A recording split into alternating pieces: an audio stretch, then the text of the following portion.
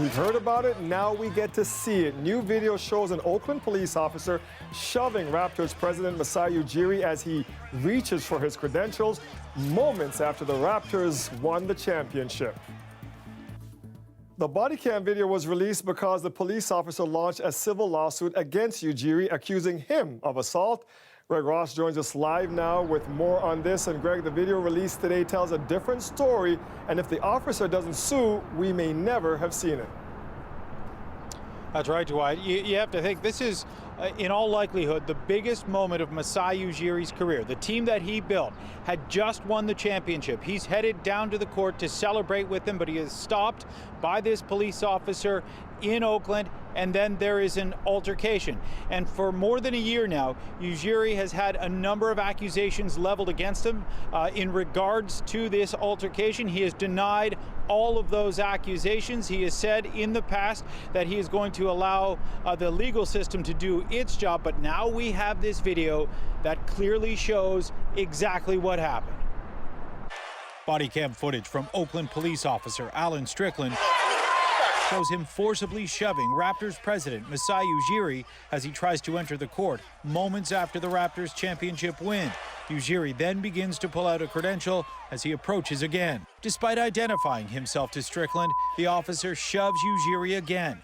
It was only then Ujiri shoves back before a crowd of people swarm in and break it up. It didn't seem to matter that this was the president of the Raptors. It didn't seem to matter that he had credentials. Cyrus Marcus Ware is with Black Lives Matter Toronto. He says it's unfortunate that it took over a year for this video to be released, which appears to back up Ujiri's version of events. You know, it shows once again where the person who actually was the victim in the situation had to try to prove their innocence, and they were presumed to be guilty because of being black. In a statement, the Raptors said, "We have always maintained that the claims made against Masai are baseless and entirely without merit, and that Masai was not the aggressor, but instead the recipient of two violent and unwarranted actions." Raptors coach Nick Nurse responded to the video before his team's game today. It probably ruins a night of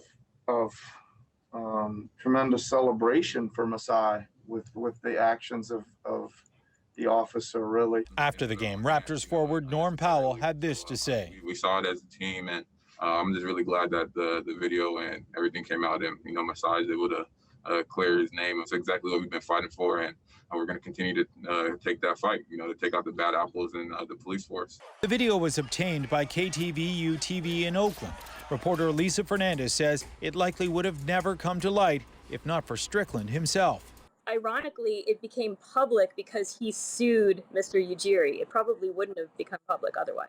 In Strickland's federal lawsuit, he claims Ujiri assaulted him and that he suffered physical, emotional, and psychological injuries. Strickland is seeking $75,000 in general damages, as well as other costs, such as lost wages, because he hasn't returned to work since the incident. Our camera crews just decided we wanted to talk to him. We wanted to see how injured he was. Fernandez says KTVU crews captured this video of Strickland at his home. Over 3 days, saw him going out to lunch with his wife, carrying boxes, using power tools. We attempted to talk to him, but he declined. Now, this video was included in legal documents that were filed by Masai Ujiri's lawyer. It's a countersuit against Strickland, and that's how that television station in Oakland was able to obtain it, Dwight. We're glad we're able to finally see what happened that night in full. And Greg, you were in Oakland that night, and you have your own story about going down to the court and encountering police with a much different outcome. Yeah, it was incredible because of course, to get on the court for the celebration, you had to have a specific credential. My credential did not allow me onto the court while the celebration was happening, but fans were getting kind of unruly. We were in the stands at the time, and we just needed to get out of there. I mean, we had some people hurling some insults our way, and we just didn't want to be a part of it. So I walked down to the court. I told a police officer that I needed to cross the court, and he let me go even though I didn't have the proper credential. Yet the president of the Raptors, who hadn't said anything, was never even asked for a credential, is shoved twice before that people were able to get in and break things up. So it's incredible that I, a white man wearing a suit, was able to get onto the court, no problem, to get across to where I needed to go. But the president of the Raptors who had a much more expensive suit on than I had, was not able to get onto the court. Appreciate your perspective, sir. Thank you, Greg. For the thousands of students who won't be heading back into the classroom next month, we have details tonight about what the online learning experience might look like. And one thing's certain, it will be a lot different than what parents and students experienced last semester.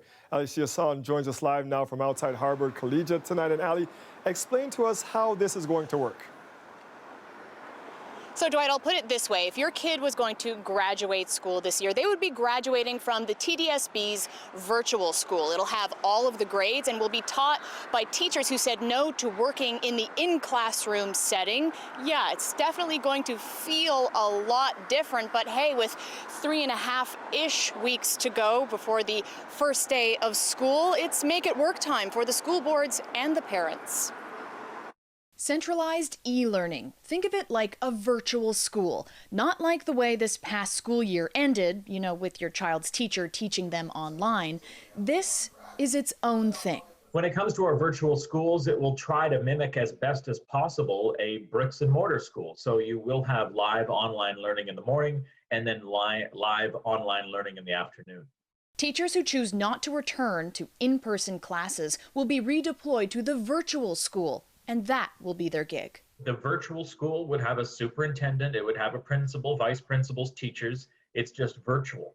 Sherry Giles is hopeful that her two 17-year-olds will get the hang of it. You know, they're both in grade 12, so they're working a lot on their own anyway. They have to prepare to be independent for universities. But it will be a far cry from a normal graduating year. I really would have liked, especially for my son, who's been with the same cohort all through high school, for him to at least have a bit of a cohort within his school, even though he was learning from home. But it doesn't look like that's happening now. She's decided against sending her kids to learn in a classroom setting this year because of health issues at home. It sounds like you guys are going to make it work.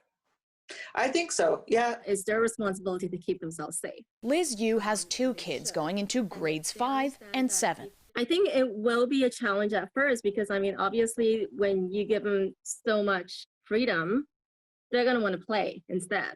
Before the pandemic, Yu moved her family so her sons could walk to school. So the choice to keep them home this year was difficult. She says the idea of this virtual school hasn't really sunk in yet. I haven't really gotten any details on it yet, so I'm not really sure how it works. A lot of the details around staffing levels, structure, and cost are still being hammered out. This is the school board's way of making it work. Right now, we're looking at approximately, based on some preliminary numbers, 60,000 students taking part in this virtual school. So it really is a significant undertaking. We just can't put a video camera in everyone's classroom across the board. You wouldn't be essentially attending your own school, you'd be attending the TDSB virtual school with its own staff and lessons and that kind of thing.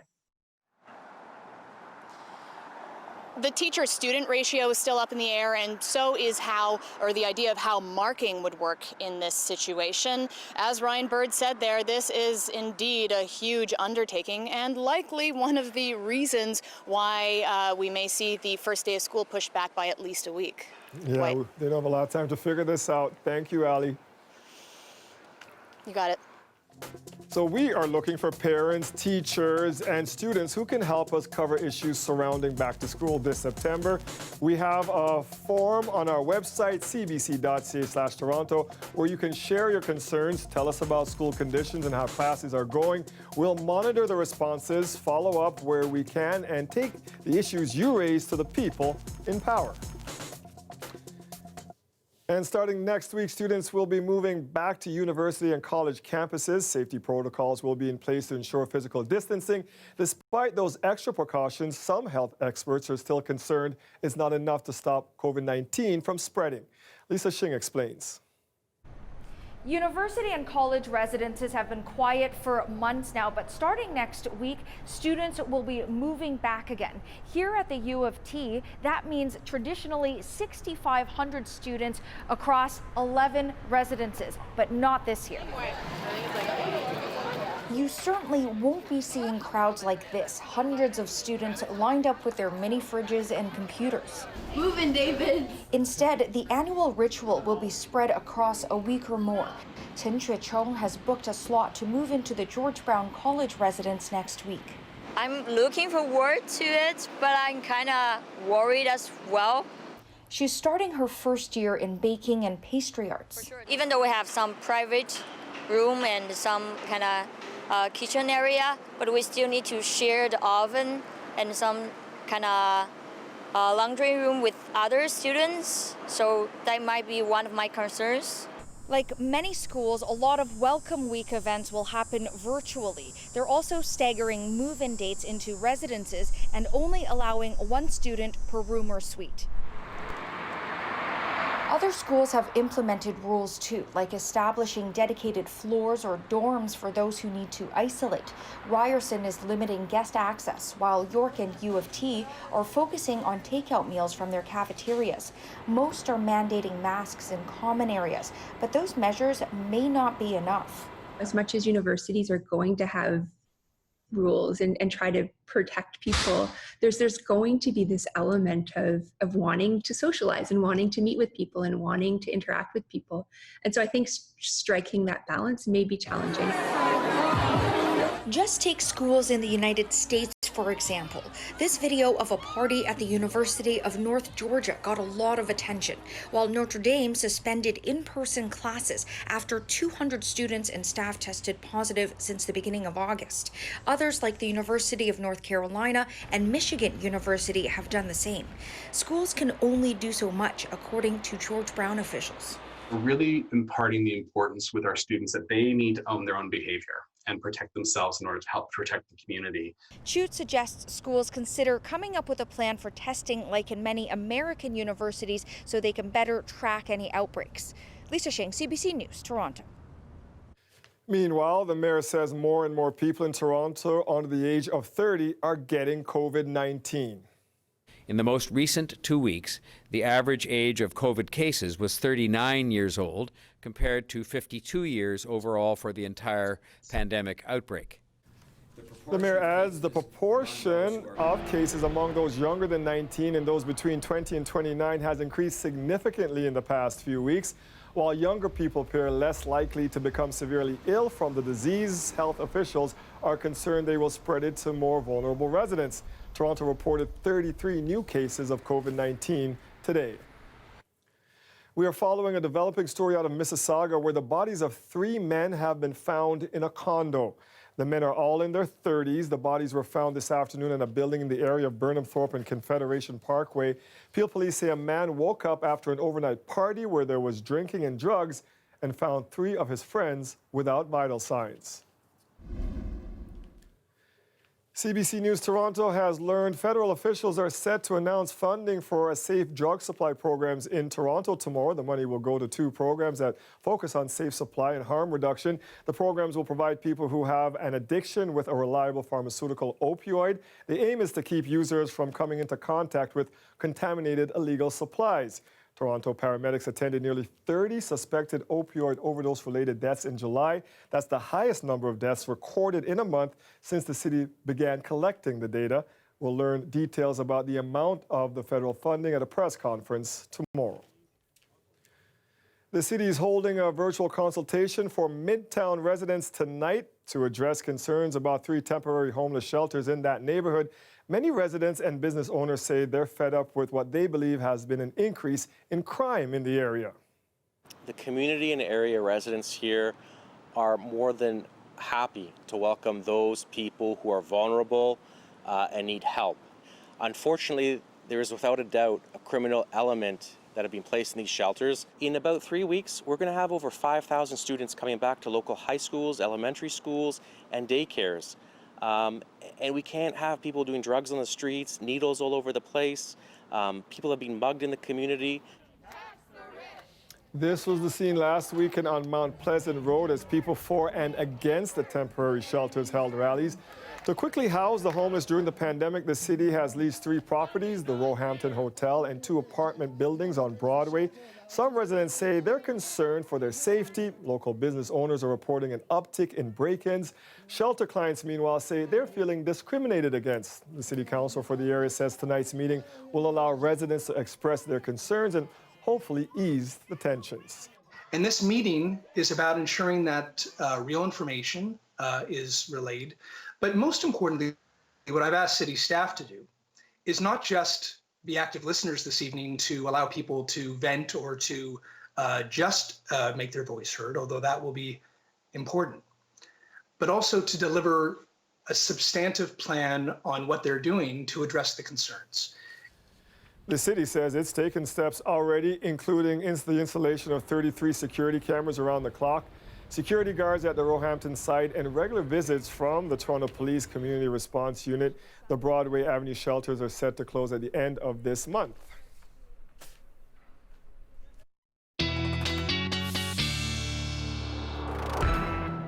Colin is off today. Nick is here. And Nick, is the cool down your fault, buddy? Yeah, I always get blamed for it, don't I? Well, you know what? Maybe I can take the credit for the warm-up that comes tomorrow as well. It is a little bit of a cooler day, or was a little bit of a cooler day today. We hit 23 degrees. We're now sitting at 22 degrees. There is no humidity to speak of. This is all changing, though, as we head into the weekend. We're going to see the winds shift out of the south, and that's going to pump in some more heat and humidity. Today, we've had actually fairly gusty winds out of the north. They're 20, gusting to 40 at times. They're starting to peter out a little bit through tonight, and we're going to see calm winds tonight, and they'll shift tomorrow to a southerly or southwesterly direction, and that's going to usher in a new weather pattern with some warmer temperatures. We're sitting under clear skies right now, and we're going to continue to sit under clear skies through tonight. We are tracking a system that's well off to the north and the west. This one actually looks like it's going to slide to the east of us. So areas well to the east of us and up north, up around Algonquin, are going to see some showers as we head through tomorrow. Some cloud cover that'll stretch down probably to about the Newmarket area, maybe up toward about Barrie. But it looks like for us in the GTA and the rest of the Golden Horseshoe, pretty much sunny skies right across the board. There's a look at the next 24 hours, 19 degrees through the evening, 12 through the overnight, a little bit cooler, 28 for tomorrow, but you notice the humidity starts to build in, and we get even more heat and humidity toward the weekend. Full details in just a bit. Just when we like it. Thank you, Nick. You bet. The weather is brought to you by Trane, the most reliable heating and cooling brand. We test, so it runs. It's hard to stop a train. It's been 2 weeks since explosions rocked Beirut, killing over 150 people and injuring thousands more. Here at home, the Lebanese-Canadian community has come together to raise money and send relief. Mohammed Faki is one of the people leading those efforts. He is the CEO of Paramount Fine Foods. Mohammed traveled to Beirut to help, and I spoke to him earlier today. Mohammed, first of all, just thank you for joining us and for all your efforts over there. Could we just start with where you are, because we can actually see this devastation right behind you. Thank you very much for having me. I am right across the port. I visited the port ground zero area today. We were driving with a team of the Canadian Embassy, and it was something that I've never seen before, and I've been through a civil war myself. I've been to other areas just to help, volunteering during my life. I've never seen something like this. Thousands of cars, hundreds of buildings completely collapsed. You can't see the concrete or the metal differences. I'm here right parallel to the port in an area, and I want to send a very strong message about that. People think ground zero is there. The devastation is here, right here, where you see houses, brand new building, very expensive building, nothing left of them. I mean, this is after rebuilding, after being through so much already. How are the Lebanese people coping? What are you hearing from them, Mohammed? They're feeling down. They feel that the only lucky reason and the positive side that they're not dead yet, because they saw their friends, their family members that they lost. And it's very, very sad stories. Like yesterday, we were at this house, something like very close to where I am today. And this husband was telling me a story about his wife being there for 7 hours, crying, screaming, needing help, and he couldn't help her because he couldn't remove all the heavy weight from the walls, the furniture that fell on top of her, until she passed away in front of him and his son. like stories like this that you realize how blessed we are and how much we need to help them. You have a company here to run in Canada. We're in the middle of a pandemic, but you really felt the need not to just help from here. You really felt you had to be there on the ground for this. Yeah, and thank you for mentioning that. They're actually calling even for a lockdown here. The Lebanese people aren't realizing how dangerous coronavirus is. Every day they have 500 cases now because they ran and they rushed to help each other, to clean each other's home, to lift each other up, and they got hit badly. So there is a lockdown actually in the day on Friday morning that starts. And yes, I agree with you. I felt like I need to do more, and I wanted to show Canadians that it's safe to donate, that the people needs it badly, and that the help is getting to the people that needs it the most. You've raised money here in Canada to help with those efforts. What are you personally going to accomplish with this trip? Well, I mean, I'm here on behalf of the Lebanese Canadian Coalition, a group of Lebanese Canadian, proud Lebanese, you know, that we came together fast to help Lebanon and to help explaining to Canadians the situation in Lebanon. But personally, I want to send a message to the Lebanese people that even when we leave Lebanon, we'll never forget where we were born. I'm very proud Canadian. The Lebanese Canadian Coalition founders are very proud Canadian. And we have felt personally the generosity of Canadians. And now we want to show that Canadian generosity to the people that we care about the most, as much as we care about Canada and Canadians, is the Lebanese people. And I hope I can accomplish and send a message that we care about you, we love you, and we're not sending a message from the Lebanese Canadian only. We're sending a message from all Canadians, the broad Canadian community, that we love the Lebanese people and we're here to help them. Yeah, Canadians are stepping up to help. And how do you ensure then, because this is one of the worries people have when you see that people there have lost confidence in their government. And I think people will feel confident seeing you on the ground there because they want to know, Mohammed, that the money is going to get to the people. It's going to get to the place where it's most needed. Well, this morning, for example, like I said, we went to the port, and after seeing all the bad destruction that happened, I saw a big ship coming from the World Food Program full of wheat that is getting to the people of Lebanon. From there, we moved to a distribution center from the World Food Program as well, that is supported by Canada and Canadian money. Thank you for your efforts, and we'll see you back here in Canada. And we will all be proud when we see those food convoys with those Canadian flags. Thank you so much. And to everyone in Canada, I love Canada. I love its people. Please, if you are able, donate to Lebanon. Otherwise, please pray for Beirut. Thank you. Thank you, Mohammed. There's a stark new warning about charities and nonprofits in our province. The pandemic has hit their finances so hard, 1 in 5 don't think they'll make it to 2021. Chris Glover has more now on how dire the situation is and how you might be able to help. Being in a group together, it's really nice to have someone that I can relate to on such a strong level. Instead of an in-person show, this year Toronto charity Gilda's Club had teen participants create an online documentary to help connect even in isolation. I have a connection with Sydney because her mom also died from cancer. That was a huge challenge and undertaking for us, for such a small team who hadn't been doing that before.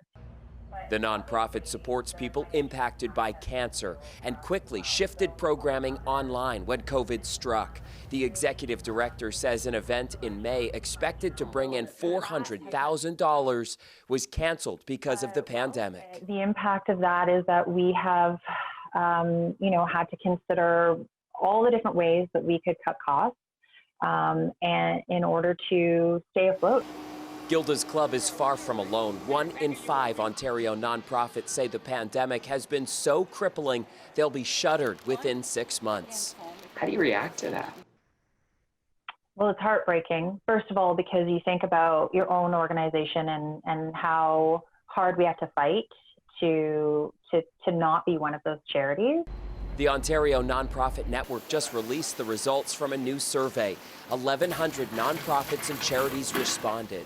For a sector that's generally optimistic and resilient, it is very concerning that so many of the respondents are expect to be closed by Christmas permanently, or expect next year to be much worse than this year. This month, the provincial government picked up on the problem and pledged $83 million for grants. But critics say it's just redirected money and far from enough. Nonprofits and charities do provide those services that government counts on. So if we're not there to provide those programs and services to communities, it's going to leave a huge gap for government to fill. And at the end of the day, it's actually going to cost them more money. My heart goes out because the impact of that really comes back to families and people who also are alone and isolated. And, you know, families depend so much on organizations like ours. She points out even small donations help ensure nonprofits survive as they struggle to support the families who rely on them. Chris Glover, CBC News, Toronto. When we come back, the weed charity controversy takes another turn as thousands of pages of documents are released and the opposition still has plenty of questions. This page, blacked out. This page, blacked out. This page, blacked out. This page, blacked out. Why don't we ask what's in those pages at a parliamentary committee? Well, I'll tell you why. Justin Trudeau shut down those parliamentary committees. When did he do it? The same day these documents became public.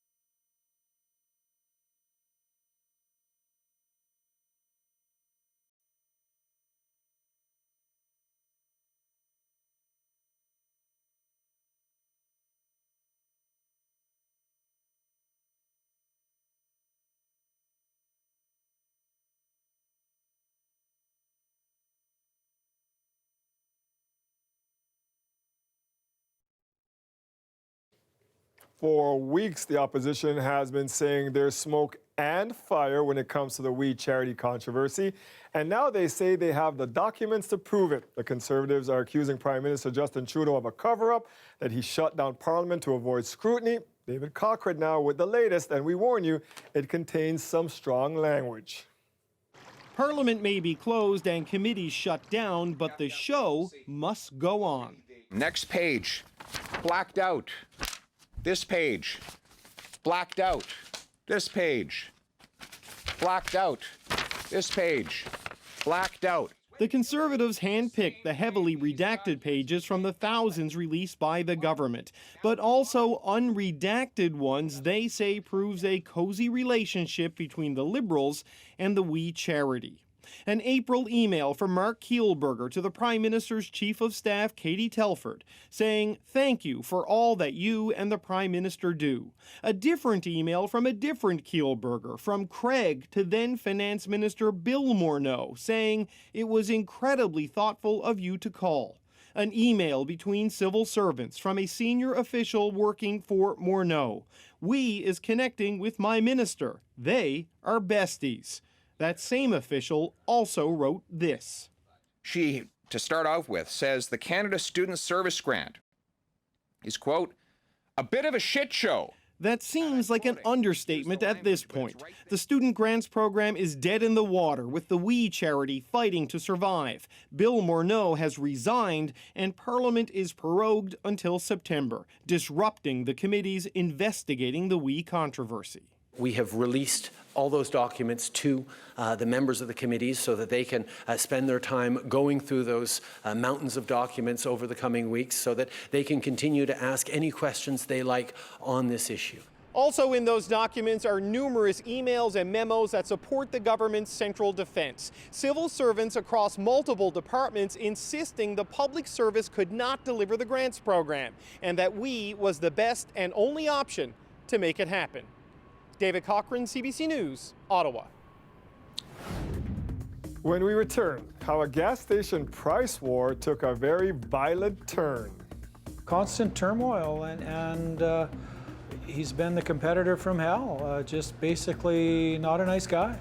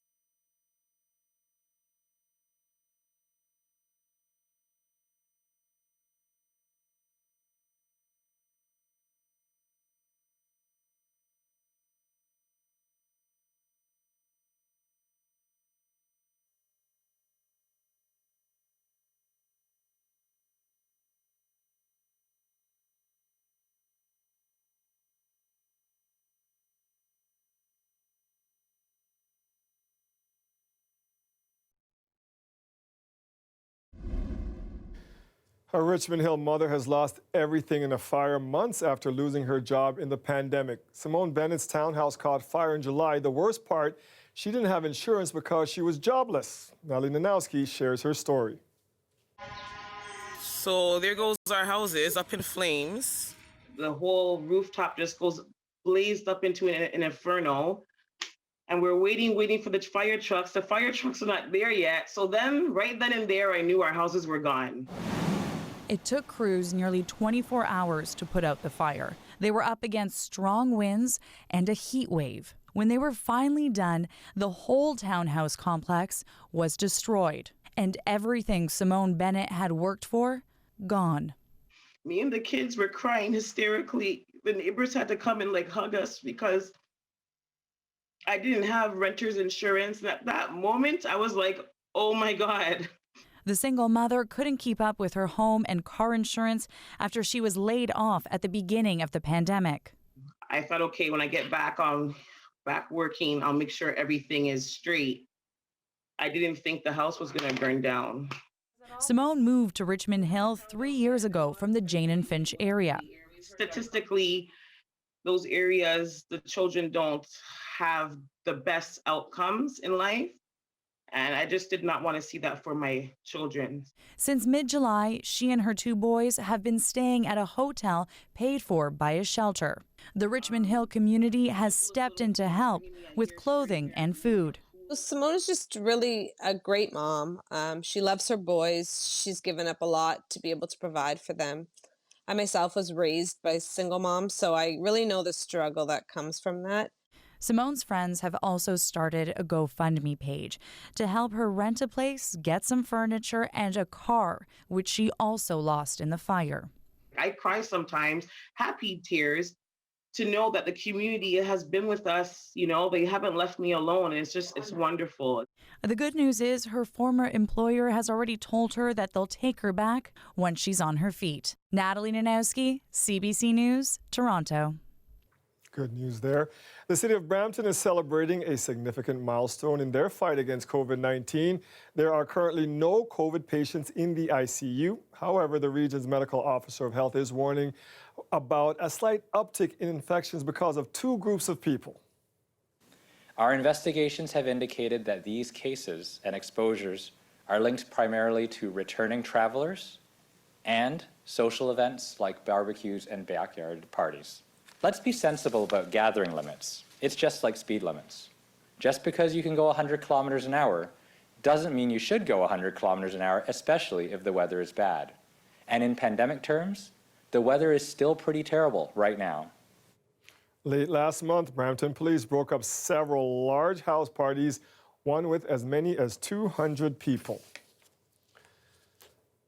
When the school year starts next month, students at St. Leonard Catholic Elementary in Brampton will be dealing with an added stress. Their school was set on fire 3 months ago, so they'll be heading to another school with other children, as Nazima Walji reports. Now parents are wondering just how safe the new setup will be. Can we put this over your... No? Nicole Conte-Senra is already struggling with getting her 7-year-old son ready for back to school. We've also prepared him being back in the classroom, like hygiene, wearing the masks, washing hands before every meal. Sebastian has autism. Seeing familiar faces, working with teachers that understand his needs is exactly what he needs. So is a stable environment.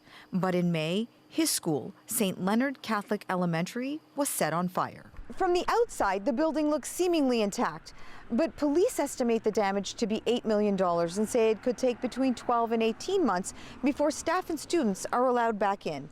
In the meantime, students here will be shuttled to St. Rita's Catholic Elementary School, about 4.5 kilometers away. St. Rita has 10 extra classrooms and 6 extra portables. Bruce Campbell with the Peel Catholic Board says the 2 schools will operate as separate entities with their own classrooms and teachers. That's quite an extensive amount of space and deemed totally sufficient to manage the 2 populations.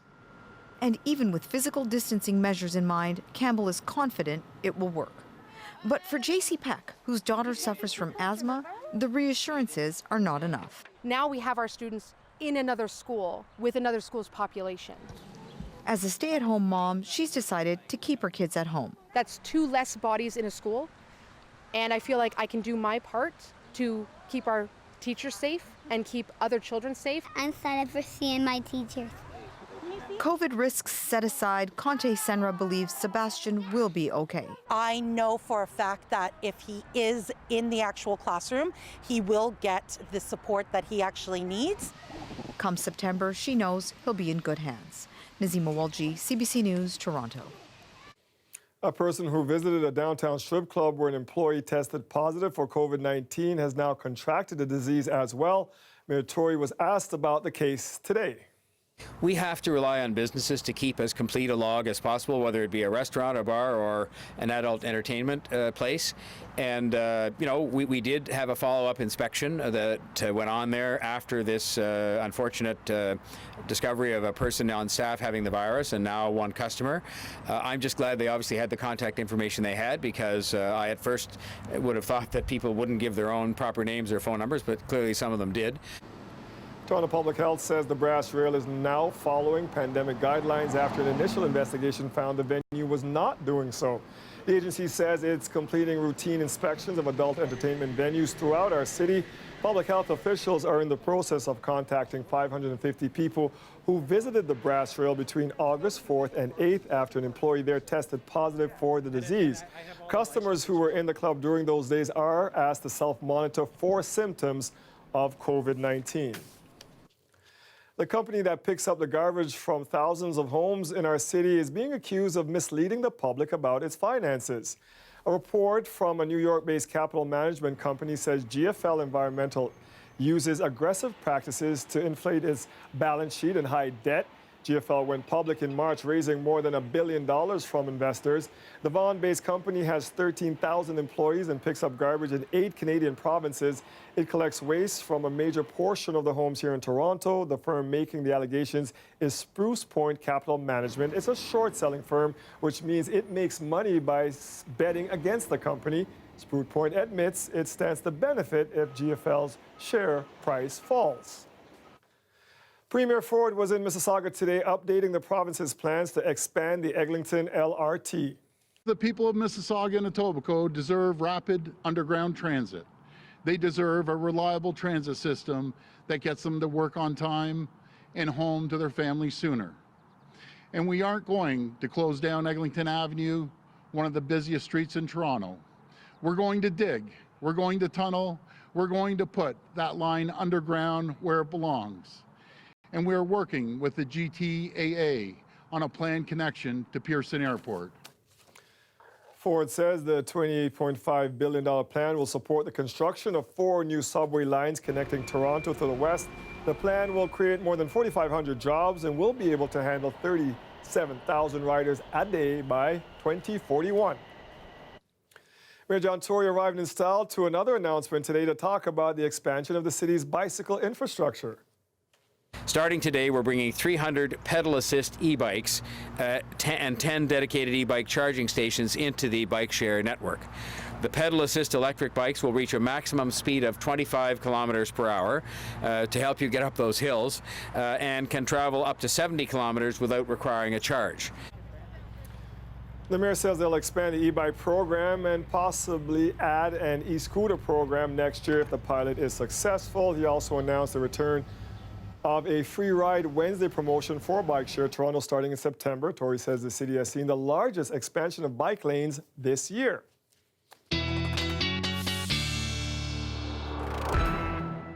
And lots of folks have taken up cycling this summer because of COVID and the beautiful weather too. I was going to say, we bought our bikes in March, and we got some of the last ones. Yeah, I got a couple too this year. Yeah, and it's amazing. Like, they're just starting to get a little bit of stock, but it's slim pickings out there. So yeah, lots of people biking, and great weather for it.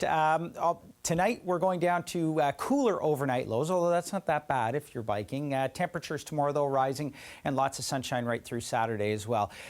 Daytime highs today a little bit below seasonal. 22 degrees is where we're sitting at the moment. We hit 23 degrees. That's really about it. Nothing to speak of in terms of humidity. Clear skies right across the board. I mentioned this system earlier on. Doesn't look like it's going to be a factor for us across the GTA. You put the forecast board into motion. It stays up north, North Bay, and then pushes east toward Ottawa. Probably see a little bit of cloud cover up around the Newmarket area or maybe Keswick and areas further north than that. But otherwise, it should stay pretty dry. Sunshine into Friday. This model is picking up a little bit of rain on Friday, but the other ones aren't. So I think if anything, we might see just a little bit of daytime cloud cover at this point, though, not calling for any rain on Friday either. Overnight tonight, temperatures, a little bit cooler, 12 degrees again in the city of Toronto, a little bit cooler as you head toward the east. This comes under clear skies, and often when we get drier weather as well, the temperatures dip down through the overnight. By tomorrow, though, things start to change. We build in a southerly breeze, temperatures up to 28, but it's the humidity as well. The humidex tomorrow about 31, and that's going to continue to rise as we head into the weekend. In fact, Friday and Saturday both sitting at 30 degrees, but with the humidex, we're looking at humidex values around 35. There is a slight chance we're going to see some showers on Sunday, but the timing of it is a little bit up in the air at this point. Doesn't look like a big system, though. Possibly a few showers Sunday and or Monday. Dwight. Thank you for that. You bet. Competition between two local businesses has turned violent in southeastern Alberta. Charges have been laid against the owner of one of the two gas stations in the little hamlet of Walsh. As Brian Labby tells us, the incident has shocked residents, and the other owner says he now fears for his life. Walsh, Alberta. It's the last stop along the Trans-Canada Highway before you head east into Saskatchewan, or it's the first place you'll see when you get into Alberta. There are only 60 or so people here, but two gas stations. They're located side by side. What's got people talking here is the bitter rivalry between the two owners. It's gone beyond anything I've in this part of the world. Unbelievable. Just a crazy situation. They're talking about an attack that's left Jeff Shoesmith banged up. So today is June 4th. I got this lovely lady while I was trying to help her out with the gas. Anwar Cameron, the owner of Walsh Save-On Gas, allegedly attacked him inside Shoesmith's store. The attack was captured on video. A violent turn in a dispute that Shoesmith says started when Cameron took over the neighboring station in early 2019. There have been allegations of harassment, name-calling, and vandalism. There was an alleged plot to hurt Shoesmith and his family. That charge was later dropped. Constant turmoil, and he's been the competitor from hell. Just basically not a nice guy. Earlier this month, Cameron allegedly grabbed Shoesmith's wife's arm while she was in her vehicle.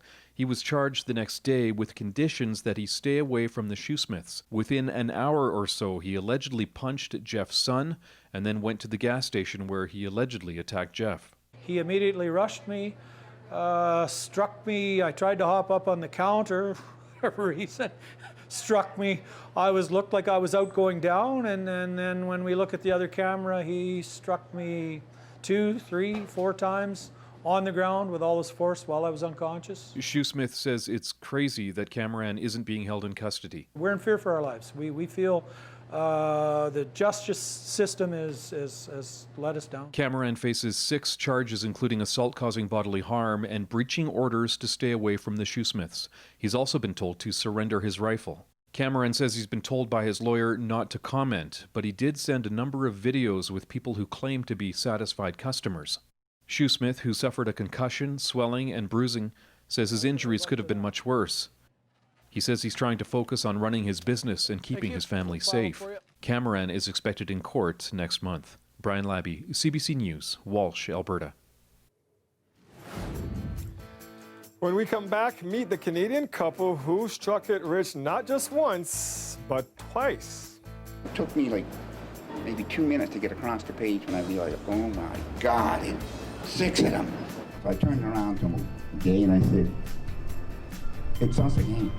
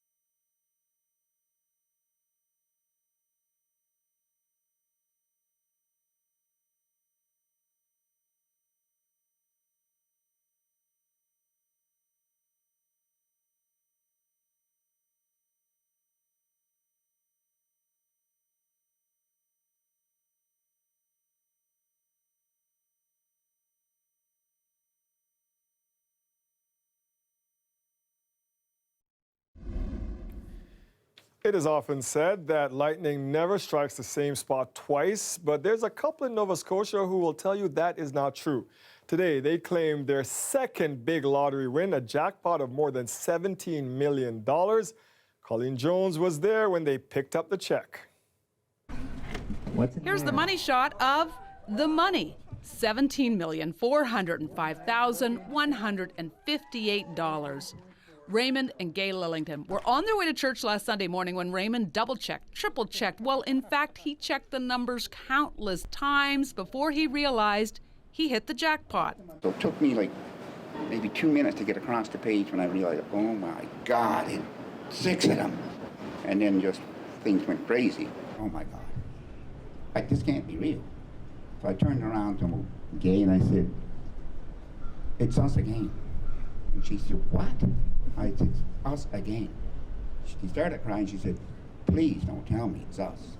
While they were saying, oh my God, they missed church. The kicker to this whole story, 2013. There's Gay and Raymond accepting their $3.2 million lottery win.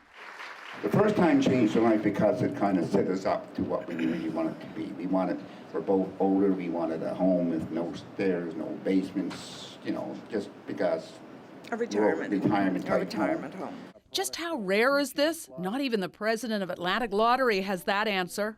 The odds of winning twice are almost hard to measure, so I couldn't give you the exact odd. I don't know if anyone's ever tried to calculate it. It's very, very rare. Also rare, both winning tickets were bought here at the Cabot Trail Food Market. With this $17 million win, they'll help their kids and grandkids. But now with this amount of money, there will be no ifs, ands, or buts. If I want it, I'm having it. And what Gay wants? A swimming pool. Some of their family members were on hand. Their daughter Tanya was emotional about this second win. This is huge. Yeah, I'm very emotional right now. Yeah. Did he have a method to his madness in choosing numbers? No, Instapicks the whole time. Their lucky streak continues. And yes, Raymond says he'll likely keep buying lottery tickets. Colleen Jones, CBC News, Halifax.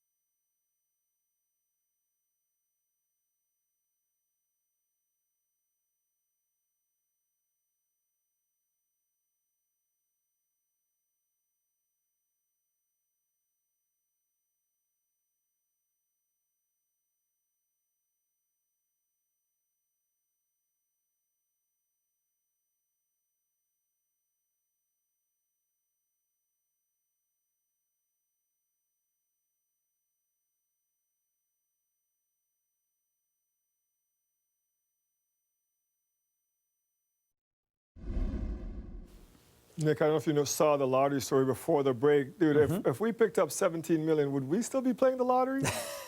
I was just thinking that too, right? I Yeah, might don't know. stop. Let somebody else have a chance. I'm Yeah, good. exactly. Can you imagine if they won it 3 times? Oh, my goodness. Anyway, hey, congratulations to them. Sunshine across the GTA today. We talked about that earlier. A little bit cooler through the overnight period, and then things start to warm up. There's a look at the next 24 hours. At 19 degrees this evening, 12 through the overnight. That is a little bit below seasonal. 28 degrees as we head through tomorrow. The humidex starts to climb, though. Tomorrow, 31 with the humidity. By the time we hit Friday and Saturday, we're looking at humidex values around 35. And I can tell you, Dwight and I are going to be out biking, because we bought our bikes. Yes. And we're going to make the most use out of them. I think I'm going to the island this week, and everybody tells me that's a great ride, so maybe we'll check that out. For sure. Thank you, Nick. You bet. That is our show for tonight. Thank you for joining us. We will see you back here tomorrow at 6. Stay safe and have a great night, everybody.